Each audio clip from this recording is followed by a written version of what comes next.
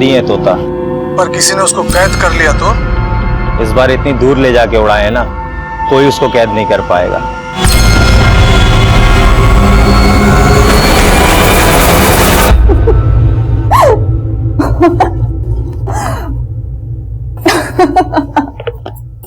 क्या हुआ दीदी, आप इतना हंस क्यों रही हो?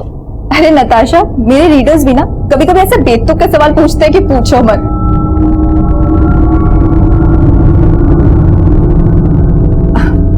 अच्छा नताशा सुन ना, मेरी ड्रॉयर के पास कुछ बुक्स पड़ी हुई, लेके आना। हाँ दीदी।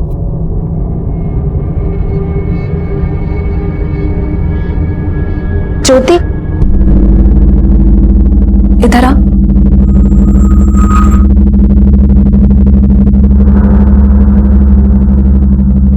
ये बता, तूने मेरी सलाह पे गौर किया कि नहीं?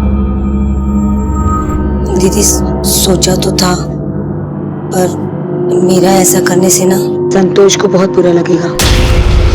उसको बुरा ना लगे इसके लिए तू क्या अपनी जिंदगी बर्बाद कर लेगी?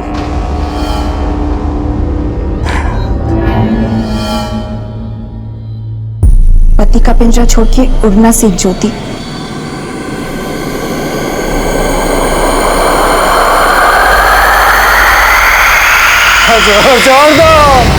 छोड़ दो मुझे।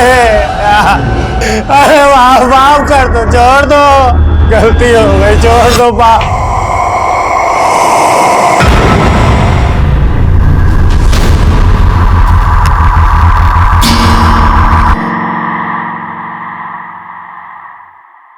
नमस्कार, आदाब। मैं inspector Adil Khan, crime petrol Dastak में आपका इस्तकबाल करता हूं।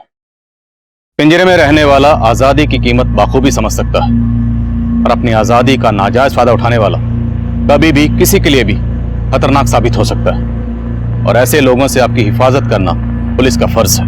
लेकिन यह केस हमारे फर्ज को चुनौती देने वाला था और इस केस का इन्वेस्टिगेटिंग ऑफिसर होने के नाते मैं मीडिया और मुजरिम दोनों के निशाने पर था। यह केस राजधानी दिल्ली का एक ऐसा केस था जिसने लोगों के दिलो दिमाग में खौफ पैदा कर दिया था।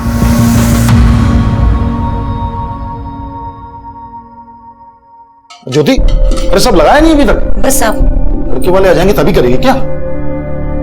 नताशा, जी सारी पढ़ाई बेटा आज ही करोगे या देखो नंदिता तैयार हुई कि नहीं? जल्दी जाओ। तुम तैयार नहीं हुई अभी तक? अभी तैयार हो गए क्या फायदा पापा, लड़के वाले अभी नहीं, शाम को 5 बजे आएंगे। 5 बजे? नहीं, 11 बजे का टाइम दिया है। पर पापा आपने जिस लड़के को टाइम दिया है वो तो अब नहीं आ पाएगा, लेकिन हाँ मैंने जिस लड़के को शाम 5 बजे का टाइम दिया वो ठीक शाम के 5 बजे अपनी मम्मी के साथ यहाँ पहुंच जाएगा।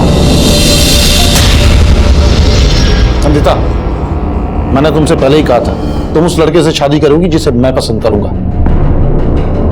पर पापा वो तो आ ही नहीं पाएगा, आप चाहो तो उसको फोन करके देख लो।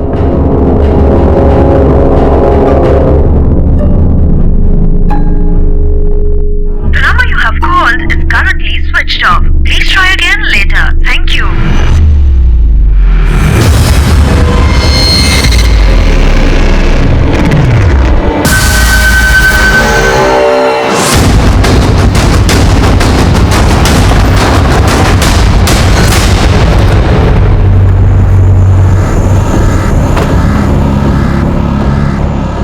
आइए आदिल साहब, सुबह से ही यहाँ बहुत बदबू आ रही थी। हम लोगों ने चेक किया तो ये लाश मिली है यहाँ पे। हो सकता है कि कल रात को ही किसी ने यहाँ पे इसे डंप किया। बड़ी बात है सर। अभिषेक,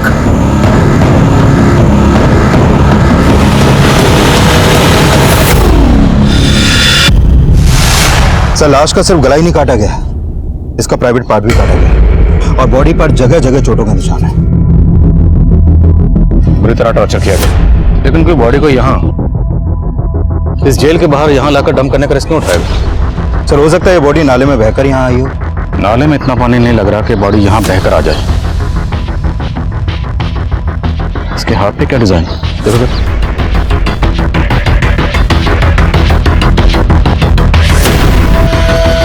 अनुराग, विकास आसपास चेक करो, शायद बॉडी का सर मिले।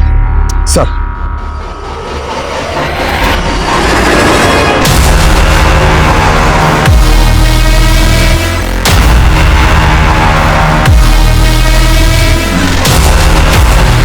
जेलर साहब, ये लाश कहीं आपके जेल से कनेक्टेड तो नहीं? आई मीन आपके कैदियों का आपस में झगड़ा हुआ और ये बॉडी उन्हीं में से किसी एक की हो? ऐसी बात कर रहे हैं पादिल साहब, ये लाश हमारी जेल से बिल्कुल कनेक्टेड नहीं है। अगर ये लाश आपकी जेल से कनेक्टेड नहीं है तो कोई लाश को आपकी जेल के बाहर फेंक कर इतना बड़ा रिस्क क्यों उठाएगा? ये बात तो हमें भी समझ में नहीं आ रही है, लेकिन लाश मिलने के बाद से हमने सीसीटीवी की सारी फुटेज खंगाली है, मगर कुछ भी सस्पिशियस नहीं मिला है। हाँ, लाश जिस डायरेक्शन में मिली है वो सीसीटीवी के रेंज से बाहर है।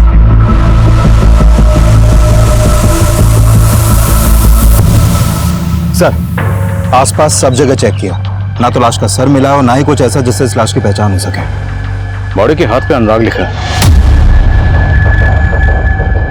आसपास के पुलिस स्टेशन में पता करो, क्या किसी ऐसे शख्स की मिसिंग कंप्लेंट दर्ज हुई है जिसके हाथ पे अनुराग लिखा हो या जिसका नाम अनुराग हो? बॉडी की पहचान होना बहुत जरूरी है, तभी पता चलेगा ये शख्स कौन है और इसका सर किसने काटा है।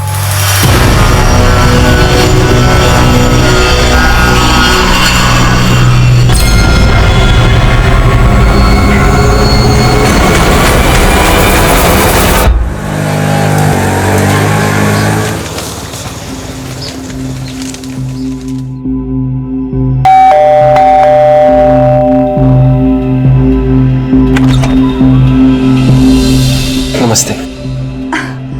नमस्ते आंटी। पापा, ये राघव और इसकी मम्मी। आइए ना अंदर आंटी। आओ।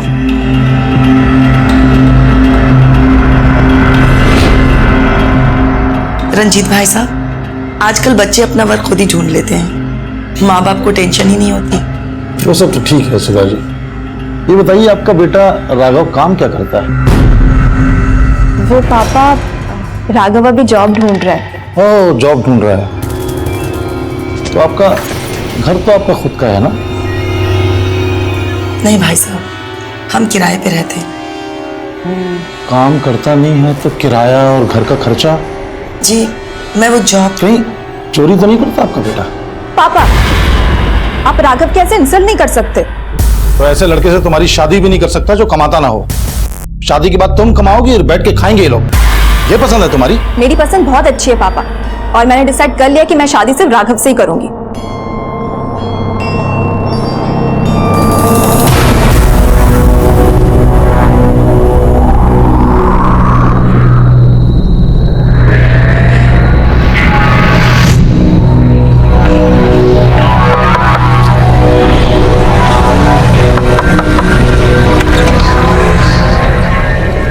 अनुराग का कुछ पता चला?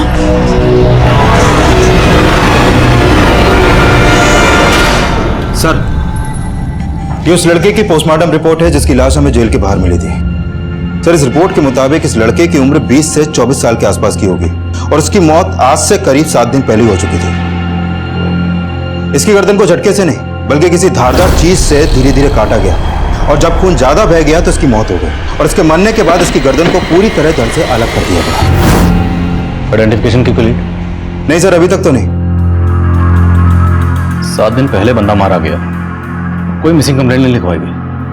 विकास, कहीं ऐसा तो नहीं कि इस बंदे की मिसिंग कंप्लेंट जानबूझ के नहीं लिखवाई गई? दिल्ली एनसीआर में अपने खबरी एक्टिव करो, पता करो क्या कोई ऐसा बंदा मिसिंग है जिसकी कलाई पर अनुराग गुदा हुआ था।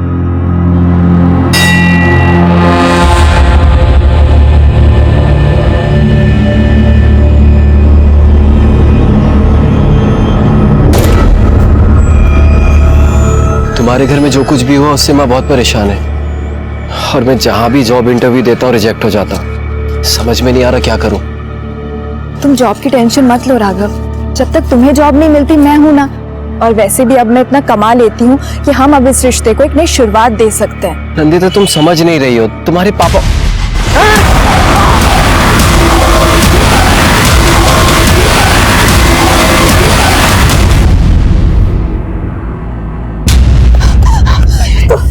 तुम ठीक हो ना? मैं ठीक हूँ।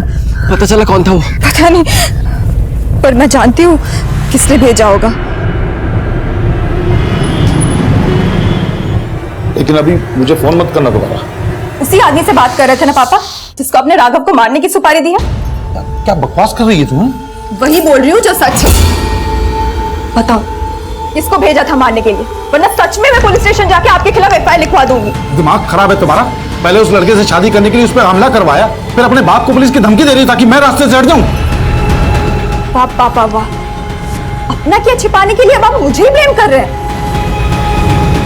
नंदिता इस केस का एक ऐसा चेहरा था जो हमारा ध्यान अपनी ओर खींचने वाला था। जो हमला नंदिता और राघव पर हुआ था उसे तब पुलिस स्टेशन में फाइल ही नहीं किया गया था। जेल के बाहर मिली सरकटी लाश की तहकीकात में हमें कोई कामयाबी नहीं मिल रही थी और उस लाश की शिनाख्त पता करने के लिए हम आसपास के गली मोहल्लों में सब जगह जाकर डोर टू डोर पूछताछ कर रहे थे। इस टैटू के बारे में कुछ कह नहीं सकते, लेकिन हाँ, इस मोहल्ले में एक अनुराग नाम का लड़का रहता था, पर काफी दिनों से वो दिखाई नहीं दिया। कहाँ रहता है अनुराग?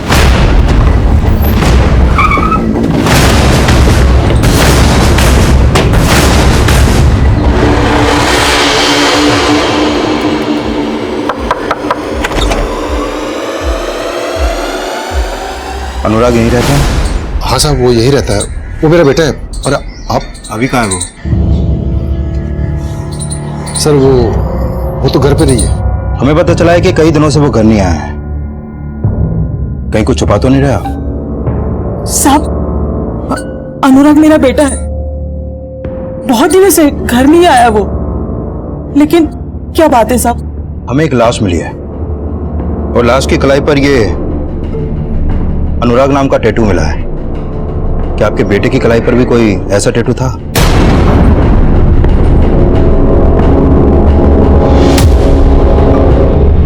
अनुराग, अनुराग,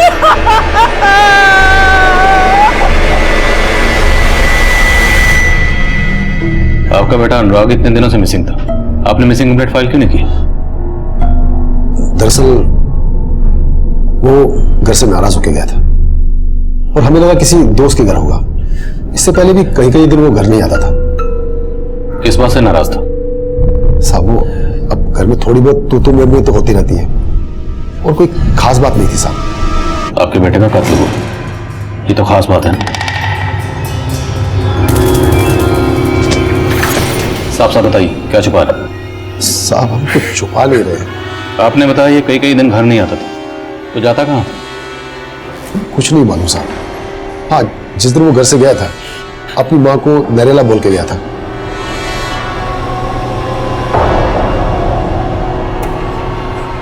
अनुराग, हाँ मम्मी। कहाँ जा रहा है? मम्मी मैं नरेला जा रहा हूँ। नरेला क्या करने जा रहा है? वहाँ पे नौकरी की बात चल रही है ना, इसलिए जा रहा हूँ। अच्छा, मुझे आने में थोड़ा देर हो जाएगी, आता हूँ फिर मैं। नरेला में नौकरी की बात कहाँ चल रही थी? साहब हमें कुछ नहीं मालूम है, कुछ बताता ही नहीं था। वो किससे मिलता है, वो क्या करता है।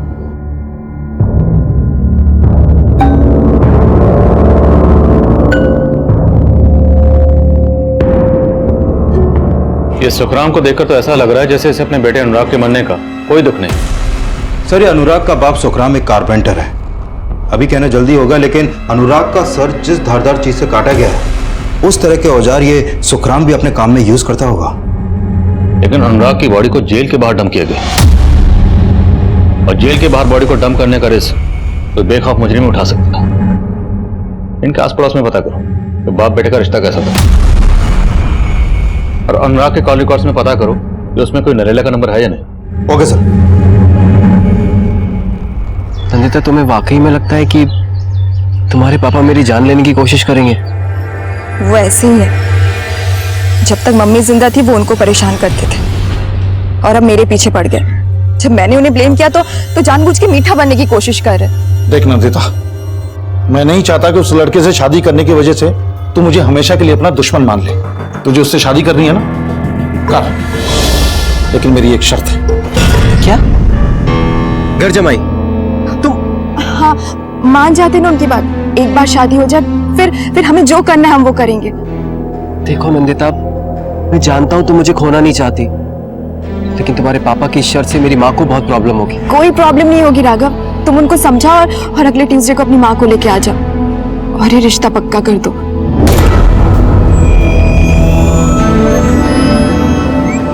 साहब, अनुराग सुखराम चाचा का सगा बेटा नहीं था। इन्हें कोई संतान नहीं थी तो बचपन में कहीं से गोद लिया था उसे। गोद दिया था? हाँ सर। अच्छा, ये अनुराग का अपने माँ बाप से रिश्ता कैसा था? साहब, अनुराग 10वीं फेल था, नौकरी वोकरी तो थी नहीं उसके पास, और इस बात को लेके सुखराम चाचा उसे बहुत ताने देते रहते थे। दारू पी के अनुराग और उसकी माँ को बहुत पिटा करते थे। देखिए हमारा गिरी करता रहेगा, गलती किया तुझे अपना माना मैंने। फिर उस दिन के बाद अनुराग कहीं दिखा नहीं साहब, पता नहीं उसके साथ क्या हुआ। साहब, मैं मानता हूं कि अनुराग मेरा सगा बेटा नहीं था, लेकिन इसके लिए उसको गोद नहीं लिया था कि उसको पाल पोस के उसकी जान ले लो। साहब, मैं तो चाहता था कि वो पढ़े लिखे, अच्छा इंसान बने, कुछ काम करे, लेकिन साहब उसने हमेशा मेरा सर झुकाया। लेकिन उसका सर ही काट दिया। हाँ, सुधेला था इसलिए मार दिया। क्या कहता था? उसे नसीहत देता ना सुधरने के लिए, खुद क्या करता था? दारू पी के माँ और बेटा दोनों को पीटता था। साहब ये सच है, मैं उस पर हाथ उठाता था, और साहब ये भी सच है कि मैं इस दुख में दारू पीता था कि मुझे बुढ़ापे का कोई सहारा नजर नहीं आ रहा था। लेकिन साहब मैंने उसे नहीं मारा, मैंने उसे नहीं मारा साहब। माना अनुराग के पापा बहुत सख्त थे, लेकिन वो अपने बेटे को नहीं मार सकते। चलिए मान लेते हैं कि आपके पति ने अनुराग को नहीं मारा, लेकिन अनुराग गायब था, तो उसकी मिसिंग कंप्लेंट क्यों नहीं दर्ज करवाई? कहीं ऐसा तो नहीं कि आप जानते थे कि आपके पति ने ही अनुराग का मर्डर किया है और आप जानबूझकर छुपा रही हैं? नहीं साहब, ऐसा कुछ भी नहीं है, मेरे पति ने कुछ भी नहीं किया।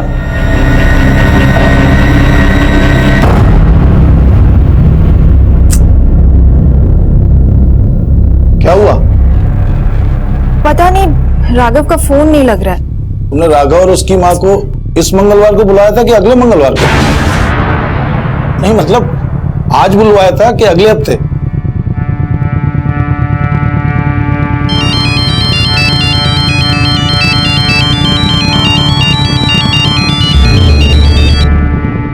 हेलो हेलो आंटी, आप और राघव आज आने वाले थे ना, क्या वो अभी तक आए नहीं? तुम क्या सोचती हो, तुम्हारे पिताजी की इतनी खरी खोटी सुनने के बाद मैं फिर से वहाँ अपनी बेइज्जती करवाने आऊं? पर आंटी, देखो नंदिता, मैं अपने राघव की शादी ऐसे घर में करने की सोच भी नहीं सकती जिन्होंने मेरे बेटे की जान लेने की कोशिश की।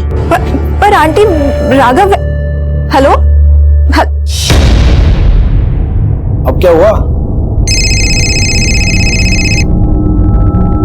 हेलो, क्या? हाँ ठीक है आता हूं मैं। भाई तुम्हारे राघव और उसकी मां तो आ नहीं रहे, तो मैं तो अपने काम कर लूं, आता हूं जल्दी।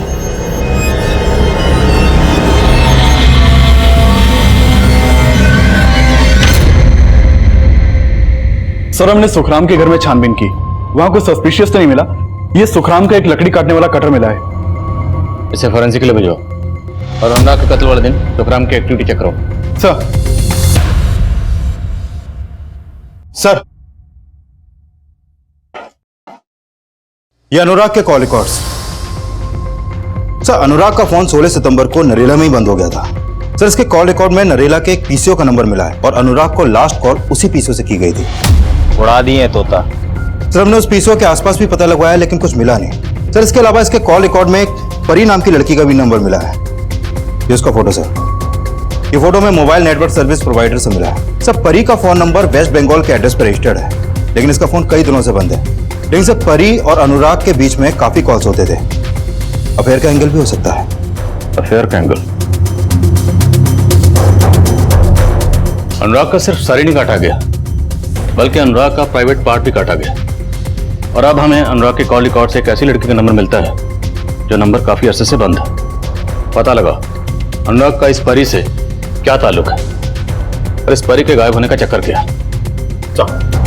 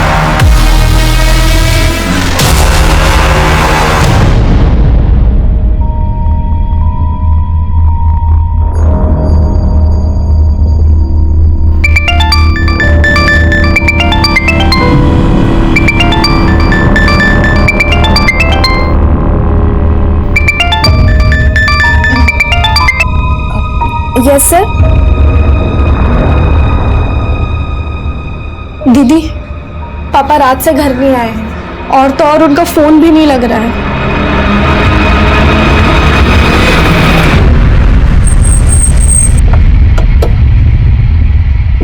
केस के पास लेकर आओ। हेलो,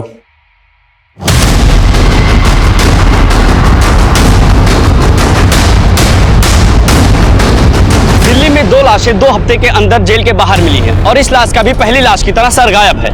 लगता है पुलिस टीम आ चुकी है। आइए हम इनसे कुछ जानकारी लेते हैं। सर कुछ तो बताइए। जैसा कि आपने अभी देखा, पुलिस टीम आ चुकी है। सर, इस आदमी का मर्डर भी सेम मोडस ऑपरेंडी से किया गया है, लेकिन इस बार लाश नाले के बजाय जेल के एकदम नजदीक फेंकी गई है और इस बार सर काट के गले पर मटका रखा गया है। बॉडी पर सर की जगह ये मटका, मटके पे स्माइली।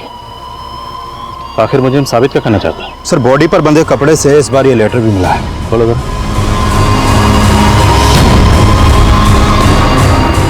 नपुंसक पुलिस वालों को एक और नपुंसक लाश का तोहफा। देख रहे हो लाश कहाँ मिली? वहाँ जहाँ तुम क्रिमिनल को सजा दिलाकर इंसाफ करने का डंका बजाते, लेकिन इंसाफ करना तुम्हें नहीं आता। पर मैंने इंसाफ कर दिया, काट दिया उसका सर धड़ से अलग। अगर तुम्हें सही से तहकीकात करनी आती है ढूंढ के दिखाओ मुझे।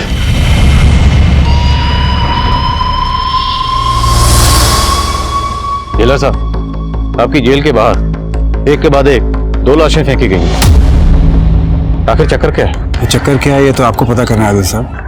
जवाबदेही आपकी बनती है जेलर साहब। लाशें आपकी जेल के बाहर मिल रही, मतलब साफ है जो भी यहाँ लाशें फेंक रहा है उसे पता है कि लाशें फेंककर आराम से यहाँ से जा सकते हैं। उसे आपकी सिक्योरिटी या स्टाफ की कोई परवाह नहीं। आप हमें ब्लेम कर रहे हैं। सर, हम अपना काम कर रहे हैं। आपने अभी कहा यहाँ पर लाशें कौन फेंक रहा है ये पता लगाना हमारा काम है और हम वो पता लगा कर रहेंगे।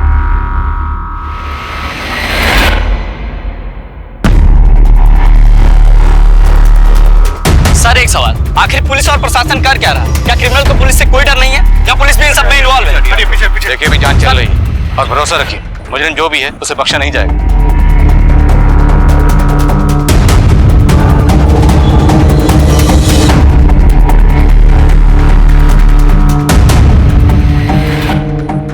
क्या रे परी, तू तो बिल्कुल अपने नाम के जैसे नखरे कर रही है।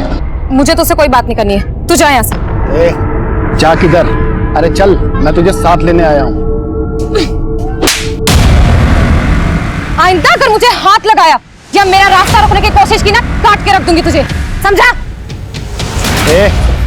तूने मुझे क्या नल्ला समझ के रखा है क्या कि तू काट के रख देगी और मैं देखता रहूंगा? 2 दिन का टाइम देता हूँ, वापस आ जा वरना उठा के ले जाऊंगा, समझी?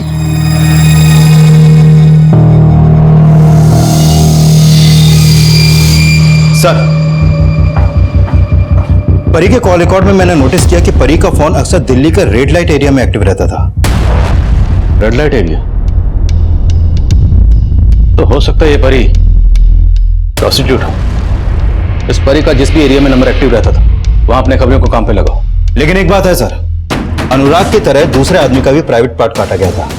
अगर परी वाकई में प्रोस्टिट्यूट है तो एक प्रोस्टिट्यूट ऐसा किस मकसद से करेगी? अभी तक हम यही मान रहे हैं कि अनुराग और परी का आपस में अफेयर रहा होगा, लेकिन अब हमें जो दूसरी लाश मिली है उसका भी प्राइवेट पार्ट काटा गया। तो हो सकता है इन दोनों मर्डर्स के पीछे किसी ऐसी औरत का हाथ हो जो मर्दों से नफरत करती है, या फिर इन दोनों मर्दों से। दिल्ली में जितनी भी ऐसी इंस्टीट्यूटेड औरतें हैं जो इस तरह का कांड कर सकती हैं, सबकी लिस्टिंग करो। सर, एक नंदिता नाम की लड़की आई है, वो बता रही है कि उसके फादर कल रात से मिसिंग है।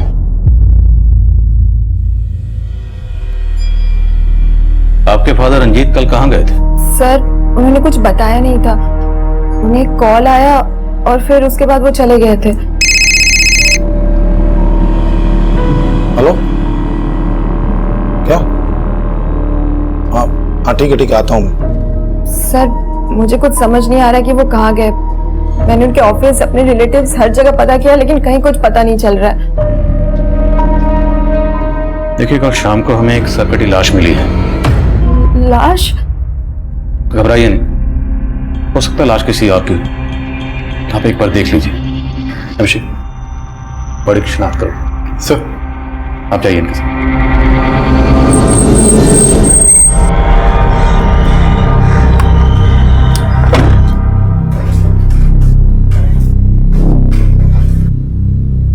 एक्सक्यूज मी जी, इंस्पेक्टर आदिल खान से मिलना मुझे। सर, मैं यूपी पुलिस में हूँ। गाजियाबाद पुलिस स्टेशन में सब इंस्पेक्टर हूँ। सर मुझे आज सुबह एक नंबर से कॉल आया था, उसी बारे में मैं आपसे बात करना चाहता हूँ। बोलिए। हेलो। अरे मेरे नौनियाल, क्या कर रहे बे? कौन बोल रहे? मेरा नाम सुनेगा तो तेरी टोपी खिसक जाएगी। जेल के बाद तेरे लिए एक तोहफा छोड़ा है, पिछली बार की तरह। जाके देख ले और बना ले अपना हैप्पी वाला बर्थडे। और लास्ट हमें यहाँ दिल्ली में मिली, तो किसी ने आपको वहां गाजियाबाद में कॉल क्यों किया? सर एक्चुअली ये मुझे भी बहुत अजीब सा लग रहा है सर। पर सर 15 दिन पहले भी मुझे ऐसे ही फोन आया था। मैंने गाजियाबाद जेल के बाहर जाके चेक भी किया मगर ऐसा कुछ मिला नहीं। जगह कोई सरफिरा होगा, मैंने इग्नोर कर दिया। इग्नोर कर दिया? जी सर। आपको तो पता होगा ना कि 15 दिन पहले भी हमें एक क्लास मिली थी। सर एक्चुअली मुझे तब इस केस के बारे में पता नहीं था और फिर मैं छुट्टियों पे भी चला गया था सर। किस नंबर से कॉल आया था? सर इस नंबर से आया। मैंने पता किया था ये नरेला के किसी पीसी का नंबर है सर। नरेला का पीसी? 15 दिन पहले जो हमें अनुराग की लाश मिली थी उसका फोन भी नरेला में ही बंद हुआ था, और उसे भी नरेला के एक पीसी से फोन आया था ना? हाँ सर। नंबर चेक कर।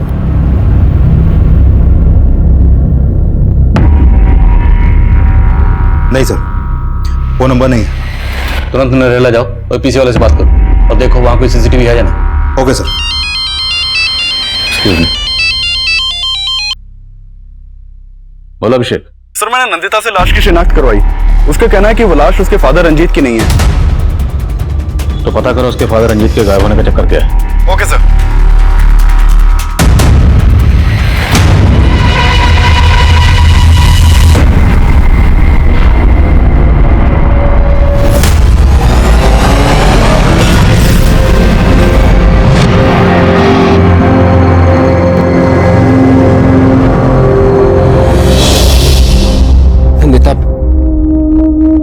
प्लीज मुझे अवॉइड करना बंद करो। अवॉइड तो तुम कर रहे थे मुझे। कल रात से तुमने अपना फोन बंद कर रखा है। तो क्या करता मैं अपनी माँ को समझा नहीं पा रहा हूँ। मुझे समझ में नहीं आ रहा मैं तुम्हें कैसे फेस करूँ। पर अभी मेरा मूड नहीं है तुमसे बात करने का, प्लीज। नंदिता देखो, ये जो प्रॉब्लम है ये मेरे और मेरी मम्मी की वजह से नहीं है, ये तुम्हारे पापा की वजह से है। मेरे पापा को कोसना बंद करो। कोसती तो तुम भी हो ने। हाँ, लेकिन वो वक्त अलग था। कल रात से उनका कोई पता नहीं लग रहा है। पता नहीं कहाँ है, कैसे। क्या?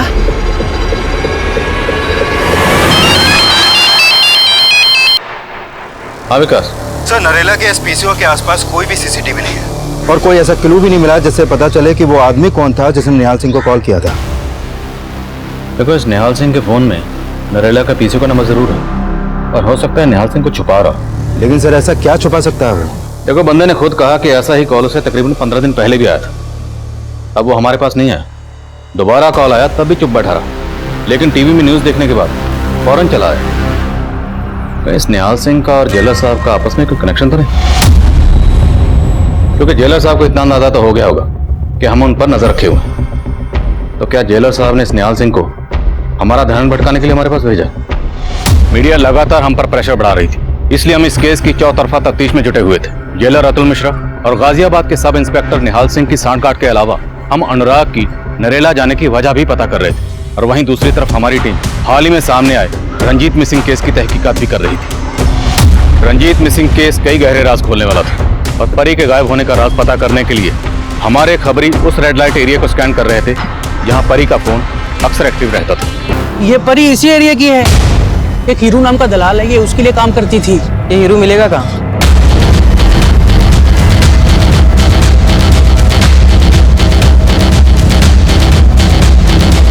हीरू का रहता है?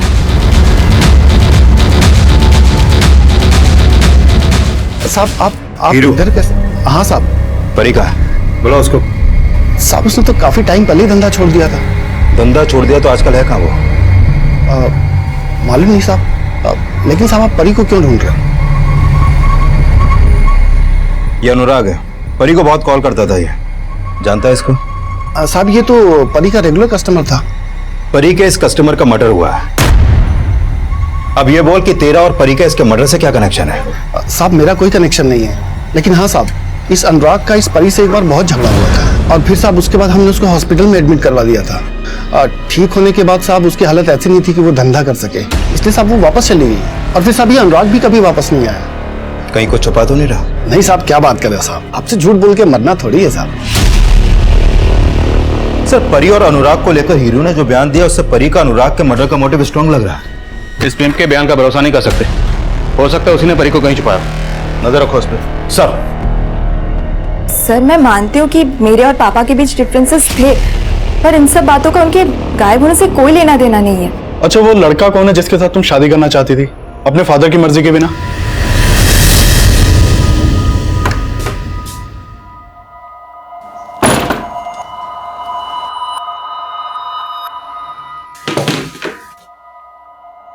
कहाँ गया था? जॉब इंटरव्यू के लिए गया था माँ। जॉब इंटरव्यू के लिए गया था या उस नंदिता से मिलने गया था? आपको अचानक से नंदिता से इतनी प्रॉब्लम क्यों हो गई है? उसके पापा ने आपका अपमान किया था, वो तो हमेशा आपकी इज्जत करती है। उस लड़की के तेवर मैंने उस दिन ही पढ़ लिए थे। अगर तू उससे शादी करेगा ना तो वो तुझे भी दबा के रखेगी और मुझे भी। उसके पिताजी तो बहुत ही अभिमानी इंसान है। जानता हूं, और वैसे भी वो तो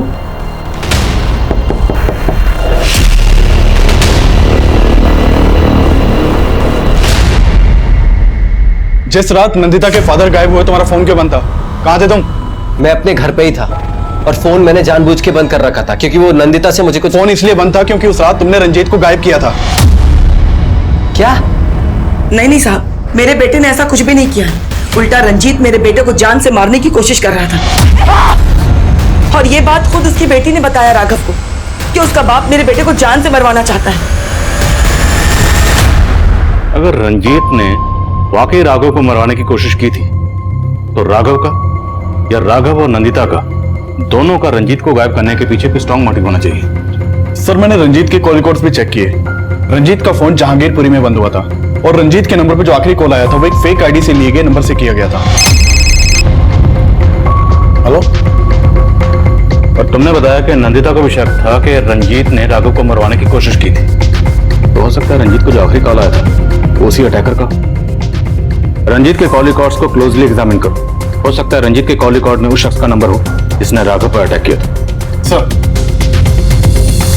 हाँ बस मैं जल्दी पहुंचती हूँ।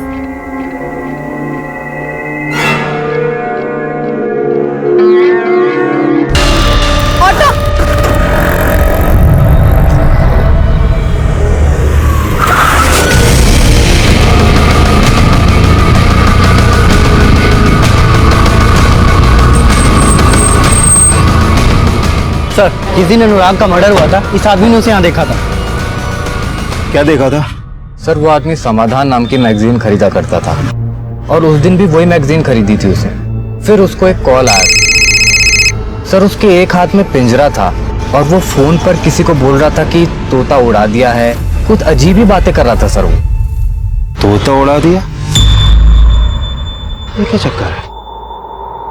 तोता और पिंजरा, इसका अनुराग के कत्ल से क्या कनेक्शन हो सकता है? सर, कनेक्शन तो मुझे भी समझ में नहीं आ रहा है, लेकिन उस बुक स्टॉल वाले की बात से ये तो साफ है कि अनुराग का नरेला में कहीं आना जाना था, लेकिन वो नरेला में जाता कहां था फिलहाल इसका कुछ पता नहीं चल पा रहा है। और इस दूसरे आदमी की पहचान की भी अभी तक कोई लीड नहीं मिली है सर। इसकी पोस्टमार्टम रिपोर्ट आ गई है। इसका कत्ल भी ठीक वैसे ही किया गया जैसे अनुराग का किया गया। जेलर और निहाल सिंह की क्या खबर?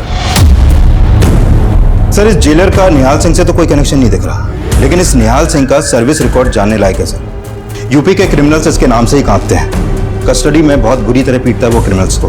तो सर, हो सकता है कि उसका ही चोट खाया हुआ कोई क्रिमिनल जेल के बाहर लाश फेंक कर उसे चैलेंज कर रहा हो। इस निहाल सिंह से फिर से मिलना पड़ेगा। हाजिर करो सर।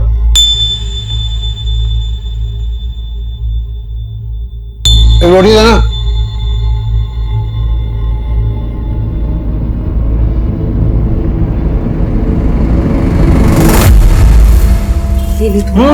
बहुत हो गया। हाँ हाँ, खिला खिला के बैल बनाती जा।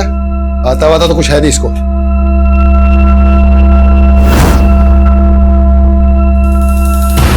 सोच क्या रही है? चपाती देना। ये क्या तरीका है? जानवर समझ रखा है? जानवर तो आपने समझ रखा था हमें। वो बेचारा तो जानवर से भी बुरी मौत मरा। अपना खून नहीं था वो, पता नहीं किसकी औलाद थी। सर उस कॉलर के बारे में आपको मैंने बताया और आप मुझ पे शक कर रहे हैं। आप मुझे क्रॉस क्वेश्चन कर रहे हैं सर। तुम्हारा सर्विस रिकॉर्ड चेक किया हमने। 1 साल पहले तक तुम गोरखपुर में पोस्टेड थे और तुम्हारी कस्टडी में एक कस्टोडियल डेथ हुई थी। इस डेथ को तुमने एनकाउंटर बनाने की कोशिश की थी। मीडिया ने काफी उछाला था तुम्हारे केस को। सर मीडिया तो आपका केस भी काफी उछाल रही है। मीडिया के कहने पर आप मुझसे सवाल नहीं पूछ सकते। हम तुमसे सवाल मीडिया के कहने पर नहीं, अदालत की इजाजत से कर रहे हैं। अब ये बताओ कि जेल के बाहर जो लाशें मिल रही हैं उससे तुम्हारा क्या कनेक्शन है? और अब मुझे लग रहा है कि मैं डर जाऊंगा और खुद ये मानने लग जाऊंगा कि उस नरेला के पीछे से मेरा खुद तो फोन कराया। नहीं सर, मैं अभी भी ये कहूंगा ऐसा कुछ भी नहीं है। आप मेरी वर्दी उतरवाने की कोशिश मत कीजिए आदिल सर। आप अपनी वर्दी संभालिए। 2 लाशें मिले आपके इस इलाके में और इससे पहले कि तीसरी लाश मिले आप जाके मीडिया को हैंडल करिए। मुझसे सवाल पूछ कर अपना टाइम वेस्ट मत करिए।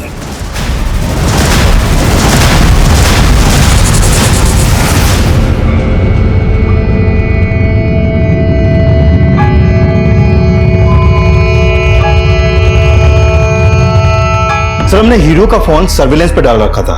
अभी थोड़ी देर पहले इसके नंबर पे खानपुर के एक पीसीओ से कॉल आया था। सर मैंने नोटिस किया कि हमारे हीरो से मिलने से पहले उसका खानपुर में काफी आना जाना था, लेकिन जब से हम इससे मिले हैं ये खानपुर कभी नहीं गया।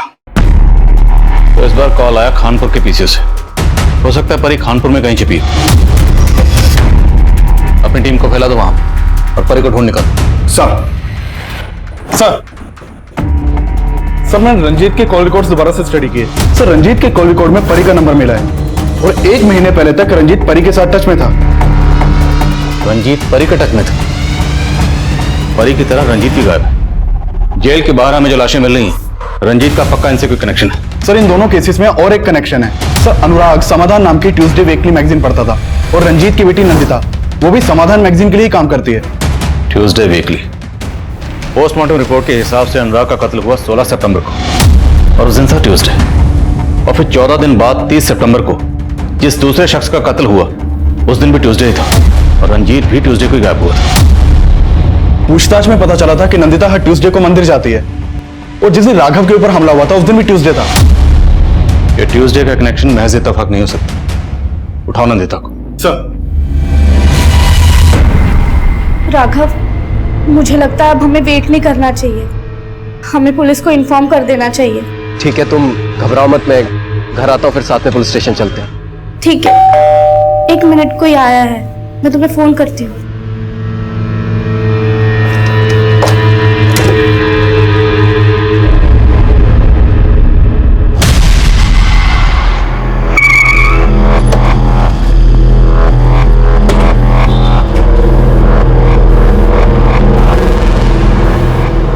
इस लड़की ने तुम्हारे पीसीओ से कॉल किया था? साहब एक लड़की तो आई थी बुरखे में। अब ये वही है या कोई और, नहीं पता साहब। ठीक है, हो सकता है ये लड़की वही हो। यहाँ आसपास के एरिया में सबसे पूछताछ करो, शायद किसी ने इसे देखा हो। सर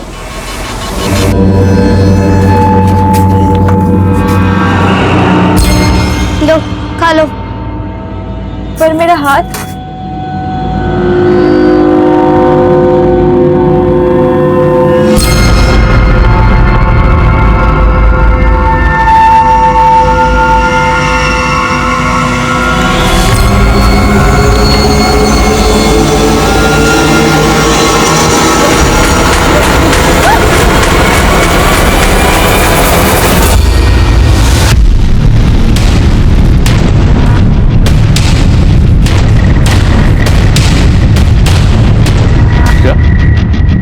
नंदिता भी गायब है? हाँ सर, मैंने उसकी बहन नताशा से अनुराग और परी दोनों के बारे में पूछताछ की, लेकिन वो इन दोनों को नहीं जानती।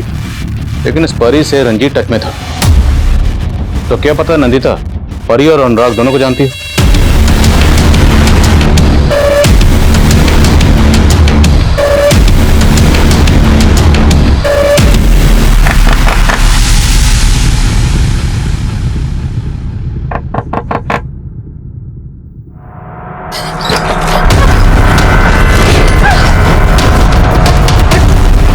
नंदिता कहाँ है? कौन नंदिता? लेके चलो ऐसा।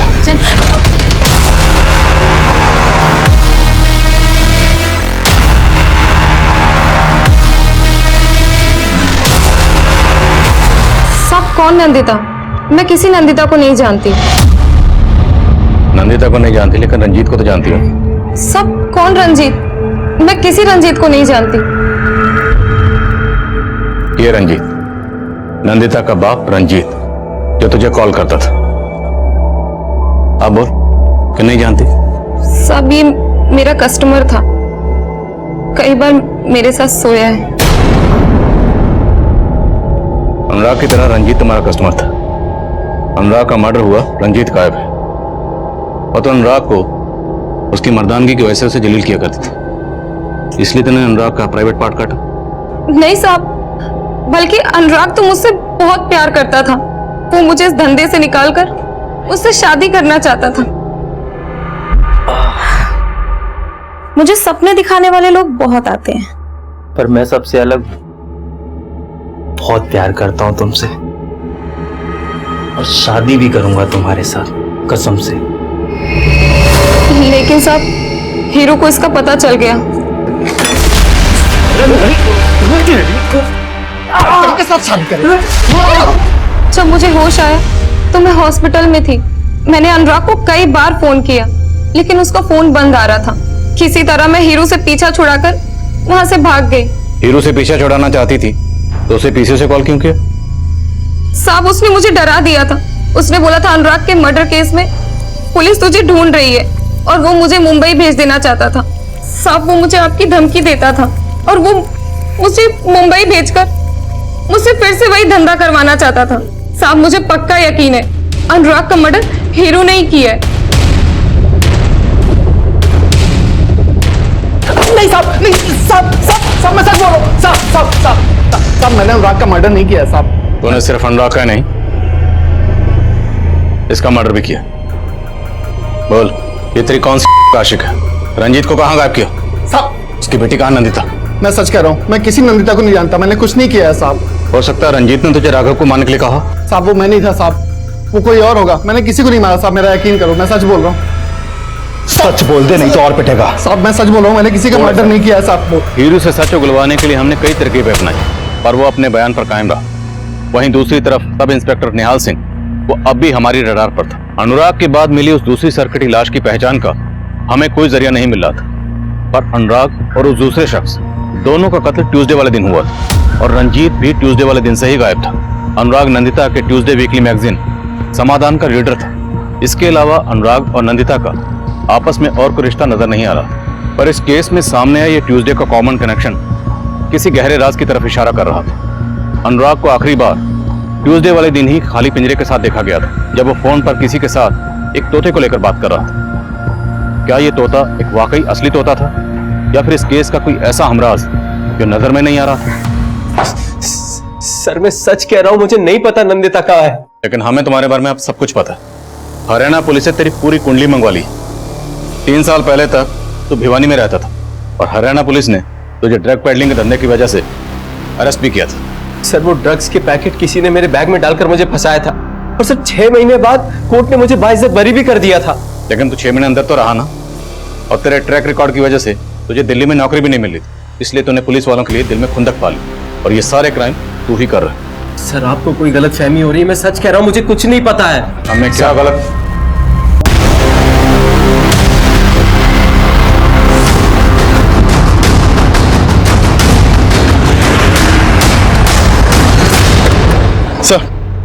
सर इस तरफ।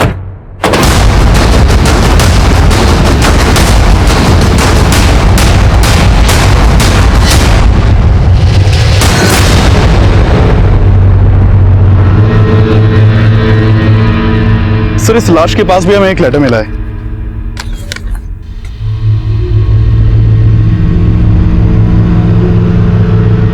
वही सब लिखा जो उस लेटर में लिखा था।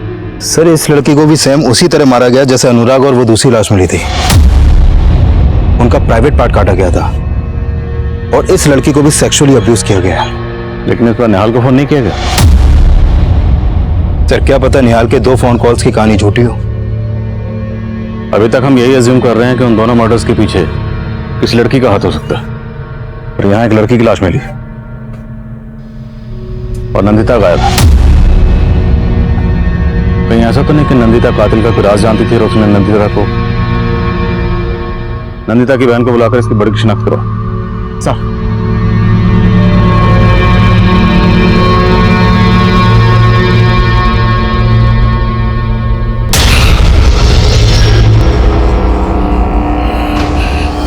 नहीं सर, ये मेरी बहन नहीं है सर।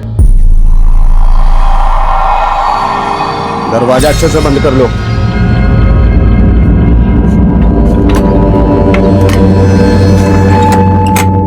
हमसे भागेगी? प्लीज बोलो उनको, मुझे छोड़।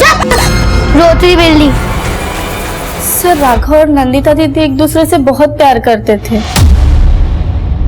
और मुझे नहीं लगता कि राघव दीदी के साथ कुछ भी गलत करेंगे।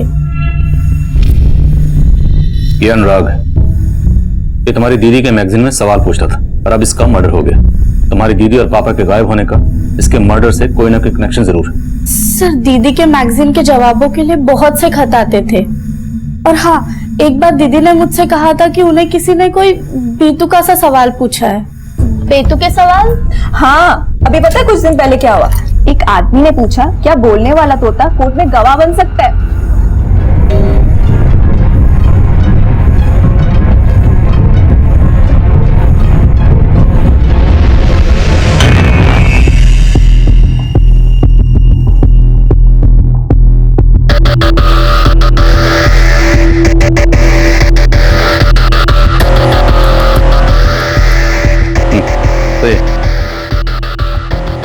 सर, अनुराग के मर्डर से एक हफ्ते पहले एक विनय नाम के आदमी ने समाधान मैगजीन में एक सवाल पूछा था कि तोता कोर्ट में गवाह बन सकता है कि नहीं। सर, इस विनय ने जहां से सवाल का लेटर पोस्ट किया था वहां से कोई लीड नहीं मिला और इसका एड्रेस भी फेक है। अनुराग भी फोन पर आखिरी बार किसी तोते की बात कर रहा है और जिसने सवाल पूछा विनय, लगता है उसे किसी तोते की गवाही का डर। अब सवाल यह है कि ये तोता असली है या कहानी कुछ और। कुछ पल्ले नहीं पड़ रहा सर। एक के बाद एक इस तरह से पुलिस को चैलेंज करने वाला कोई क्रिमिनल भला किसी भी तोते से क्यों डरेगा? सर, मुझे तो ये सवाल भेजने वाला कोई साइको ही लग रहा है। हो सकता है साइको वही हो जो हमें चैलेंज कर रहा है। हेलो। एक के बाद एक हमें 4 कटे हुए सर मिले थे। अब मीडिया ने इस केस की रिपोर्टिंग में तूफान मचा रखा था। हम बहुत प्रेशर में थे और सबसे बड़ा प्रेशर था अनुराग के अलावा बाकी बची विक्टिम्स की पहचान पता करना। हमें जल्दी एक धड़ और मिला। हमने रंजीत की बेटी नताशा से उस बॉडी की शिनाख्त करवाई। वो बॉडी रंजीत की थी, पर रंजीत और अनुराग के अलावा एक मेल और एक फीमेल का कत्ल हुआ था और दूसरी तरफ नंदिता अभी भी गायब थी और काफी कोशिशों के बावजूद हमें नंदिता का कोई सुराग नहीं मिला था। और तब हमें यही लग रहा था कि शायद क्रिमिनल का अगला टारगेट नंदिता हो। सर, ये दूसरी लाश जो जेल के बाहर मिली थी इसकी शिनाख्त हो गई है। इसका नाम मुकेश है सर। नेटिव प्लेस बिहार का है लेकिन दिल्ली में इंद्रलोक में अकेला रहता था और टैक्सी चलाता था। सर, इस मुकेश की बीवी बिहार में रहती है। कई दिनों से उसका पति से कोई कांटेक्ट नहीं हो पा रहा था, इसलिए उसने बिहार पुलिस में इसकी मिसिंग कंप्लेंट दर्ज करवाई और फिर इंद्रलोक पुलिस ने भी इसकी इंक्वायरी की थी लेकिन उन्हें कुछ मिला नहीं और फिर अभी इसकी बीवी ने इसकी शिनाख्त की है। ये रंजीत, अनुराग और अब ये मुकेश, ये सब के सब कत्ल ट्यूसडे को हुए। इन सब में ये ट्यूसडे कनेक्शन कॉमन है और एक कनेक्शन कॉमन है, ये सब लोग बिहार के रहने वाले। ये सब बिहार से दिल्ली आए थे। आप कहना चाहते हैं वो साइको किलर दिल्ली में रहने वाले बिहार के लोगों को ही ट्यूसडे वाले दिन मार रहा है? ये काम पक्का किसी साइको किलर का ही है और ऐसा साइको किलर जो बिहार के लोगों से नफरत करता है। इसलिए हो सकता है उसका अगला टारगेट नंदिता हो, क्योंकि नंदिता भी बिहार की रहने वाली है।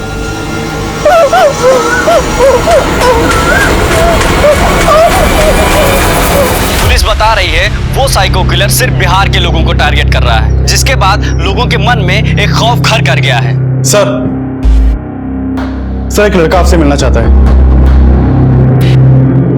सर, हमारा नाम आदित्य है, हम बिहार से हैं। सर, कुछ दिन पहले हम बिहार से अपनी गर्लफ्रेंड सुनिधि के साथ दिल्ली आए थे। सर, हम शादी करना चाहते थे लेकिन एक दिन हम दोनों साथ थे तो क्या हो रहा है यहाँ? कुछ नहीं साहब। कुछ नहीं? क्या कर रहे हैं यहाँ? सर, कुछ सर, हम दोस्त है। सर, दोस्त है? सर, वो पुलिस वाला हमको मारा, हम भाग गए और उस सुनिधि के लेके चला गया। सर, फिर कुछ दिन के बाद पता चला उस एरिया में आपको एक सिरकटी लाश मिली है। वो सुनिधि थी साहब। लेकिन ये सरकटी लाश तो हमें 8 दिन पहले मिली थी और तुम आज आ रहे। सर हम डर गए थे क्योंकि हम और सुनिधि बिहार से भाग के आए थे। अब सुना कोई हम बिहार वालों को टारगेट कर रहा है, हम हिम्मत करके आपके पास आए।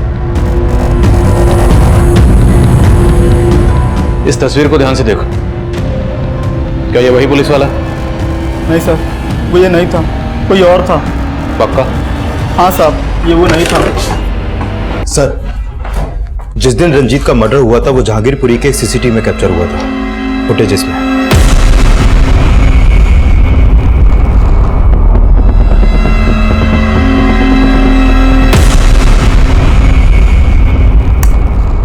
सर, ये टैक्सी एक हरीश नाम के आदमी की है जो सीलमपुर के एड्रेस पर रजिस्टर्ड है। नहीं साहब, साहब नहीं, मैंने किसी को नहीं मारा साहब, मैंने कुछ नहीं किया साहब, मैंने कुछ नहीं किया, सच बोल रहा हूं साहब, मैंने कुछ नहीं किया। 30 सितंबर को तुमने इस आदमी को अपनी टैक्सी में बिठाया था। इस आदमी का मर्डर हो चुका है, सिर्फ इसका ही नहीं और भी कई मर्डर हुए और वो सब मंगलवार को। मंगलवार को साहब? लेकिन मैं तो मंगलवार को टैक्सी चलाता नहीं हूँ साहब, मंगलवार को मैं छुट्टी करता हूँ। मंगलवार को मेरी टैक्सी रामकुमार चलाता है। रामकुमार? हाँ सर। कौन रामकुमार?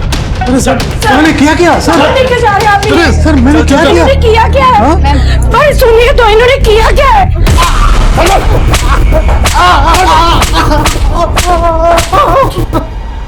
सर बहुत तोड़ा, लेकिन एक ही बात बार बार बोल रहा है। साहब मैंने कुछ नहीं किया, उस रोज उस आदमी को दीपाली चौक के बाहर छोड़ दिया था। लेकिन जब तक सच नहीं बोलेगा ना, हम तुझे छोड़ने वाले नहीं।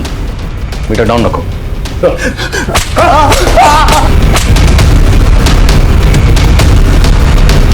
सर, हम सभी विक्टिम से जुड़े लोगों के बारे में पता कर रहे थे तो पता चला कि नंदिता के घर में काम करने वाली मेड का पति अपनी बड़ी बेटी के साथ कई दिनों से गायब है। बोलो, कहाँ तुम्हारा पति? साहब, हमारा आदमी उसके गांव बहादुरगढ़ गया है, पर उसने क्या किया हमें कुछ भी नहीं पता साहब, सच्ची।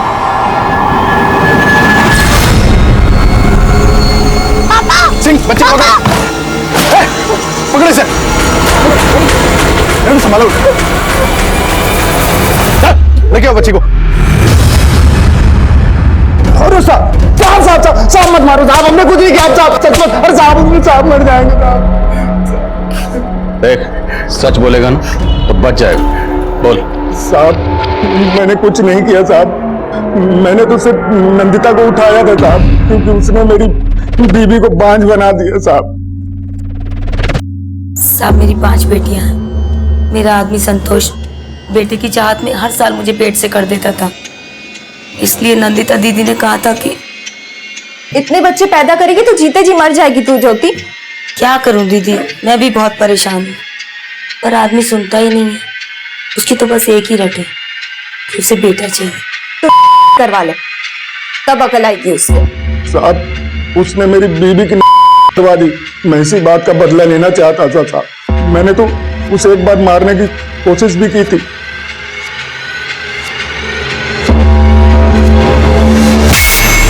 और साहब उस लड़के ने उसे बचा लिया। फिर हमने सोचा कि इसको मारने से कोई फायदा नहीं है, इसको उठाकर इसी से अपना बेटा पैदा करवाएंगे और उसको लेके हम बहादुरगढ़ चले गए अपनी बेटी के साथ। साहब हम सच बोल रहे हैं और हमने कुछ नहीं किया साहब। अरे साहब मर जाएंगे साहब।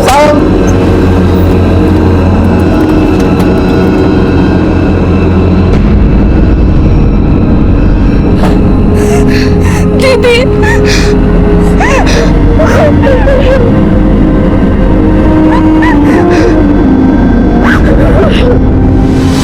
संतोष से बहुत सख्ती से पूछताछ की है, लेकिन कुछ उगल नहीं रहा है। उसे जरा और सख्ती से पूछिए। मैंने इस रामकुमार का बैकग्राउंड चेक किया। 2 साल पहले ये रामकुमार चोरी के इल्जाम में जेल भी जा चुका है। दर्द हो रहा है? अब सच बोलेगा? नहीं बोलेगा ना तो खड़ा होने के लायक नहीं रहेगा। तुम्हारे बारे में सब पता चल गया। 2 साल पहले तुम चोरी के इल्जाम में अंदर हुए थे और अब ये सारे... चोरी नहीं की हम चोरी, हमने सबको मारा लेकिन हमने चोरी नहीं की। पुलिस वालों ने जबरदस्ती चोरी के इल्जाम में फंसाकर हमको बहुत मारे। अनुराग, रंजीत, मुकेश और सुनिधि, इन सब ने तुम्हारा क्या बिगाड़ा था? उन्हें क्यों मारा? वो सब गलत थे और गलत लोग हमें बर्दाश्त नहीं होते। मंगलवार को तुमने एक के बाद एक मासूम लोगों का कत्ल किया, वो गलत नहीं था? मंगलवार हम कोई गलत काम नहीं करते हैं, लेकिन उस मंगलवार को हमने उस कमीने अनुराग को कैद कर लिया। तो अनुराग को जानता था? हाँ, वो टैक्सी चलाना चाहता था, हम उसकी मदद करना चाहते थे। उस रोज हम उससे मिलने उसके घर गए थे और हमने देखा वो निकम्मा अपने भगवान समान बाप को मार रहा था। गलत किया था, उसको तो सजा मिलना ही था। अनुराग मंगलवार को एक खाली पिंजरे के साथ देखा गया था, वो किसी तोते के उड़ाने की बात कर रहा था। वो सब क्या था? वो तोता हमारा तोता था। हाँ, उड़ा दिए तोता। उड़ा दिया और किसी ने उसको कैद कर लिया तो? इसलिए तूने नंदिता के मैगजीन में वो तोते वाला सवाल पूछा था। तेरे जैसे मुजरिम को तोते की गवाही का क्या डर था? कोई डर नहीं है साहब, अनुराग को सजाए मौत देके पहला न्याय करने वाले थे, इसलिए हर कदम फूक फूक के रख रहे थे। उस मंगलवार को पिंजरे से तोता आजाद करके खाली पिंजरे में अनुराग को कैद कर लिया। अनुराग को मारने के बाद तुझे जोश आ गई, तेरी हिम्मत इतनी बढ़ गई कि तूने मुकेश की लाश के पास वो खत छोड़ा। अच्छा चमका ना सर, पर वो साला मुकेश हमको चमका रहा था, हमारे साथ टैक्सी चलाता था और उस मंगलवार को हमारे साथ बैठ के मांस खा रहा था। छी, अबे साले, मंगलवार के दिन मांस खा रहा है? अरे मैं इन चीजों को नहीं मानता।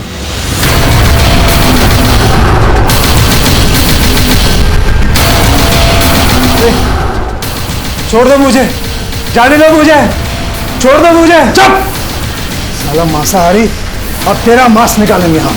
अनुराग और मुकेश की तरह रंजीत और सुनीता को भी जानता था? अरे नहीं सर, उस निर्लज लड़की को हम नाम से नहीं जानते थे, लेकिन हरकत से पहचान लिए। उस लड़की को उस लड़के के साथ देखकर हम अपने आपा खो बैठे। हमारी तपस्या भंग कर दी उस लड़की ने। हम इतने पागल हो गए कि उस लड़के के साथ, लेकिन उसको जिंदा भी तो नहीं छोड़ सकते थे ना, इसलिए उस लड़की का गर्दन भी उड़ा दिया। पर उस लड़की से पहले वो साला रंजीत बाबू को मार के हमने सही न्याय दिया। वो साला हमसे झूठ बोल रहा था। अरे नंदिता, कितनी बार कहा है वो लड़का तुम्हारे लायक नहीं है।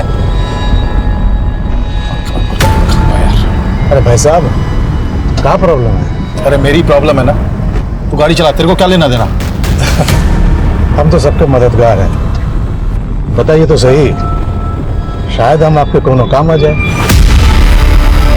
सर, वो रंजीत ने बोला कि राघव नाम का एक लड़का उसकी बेटी के पीछे पड़ा है। हमने बोल दिया कि हम राघव से उसकी बेटी का पीछा छुड़वा देंगे। फिर एक दिन राघव को जानने हम पहुंच गए। हमने देखा वो तो सच्चे प्रेमी थे। हम भाग गए। वो सारा रंजीत हमसे झूठ बोला। उसको तो सजा मिलना ही है। उसको टैक्सी में बिठा के अपना बूचड़ खाना में ले गए। वहां भी बर्बर कर रहा था। तो पुलिस की वर्दी क्यों पहनता था? हम न्याय करते थे, इसलिए न्याय की वर्दी पहनते थे। अनुराग की मौत के बाद तो हर लाश के पास खत छोड़कर हमें चैलेंज कर रहा था, तो सब इंस्पेक्टर निहाल सिंह को फोन क्यों किया? हिम्मत ही तो हमें फोन करता, उसे फोन क्यों किया? मैं चुनौती भरे खत का असर बढ़ाने के लिए नेट में सर्च मारा, निकाल लिए सब इंस्पेक्टर निहाल सिंह का नंबर। हेलो। अरे मेरे नौ निहाल, क्या कर रहा है बे? कौन बोल रहे? उसको सुना के बड़ा मजा आया।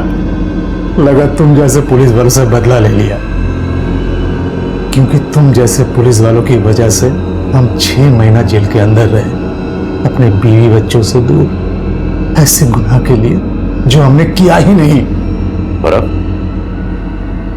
इस बार 6 महीने के लिए नहीं, पूरी जिंदगी के लिए जेल में जाएगा। अब बीवी बच्चों का क्या होगा?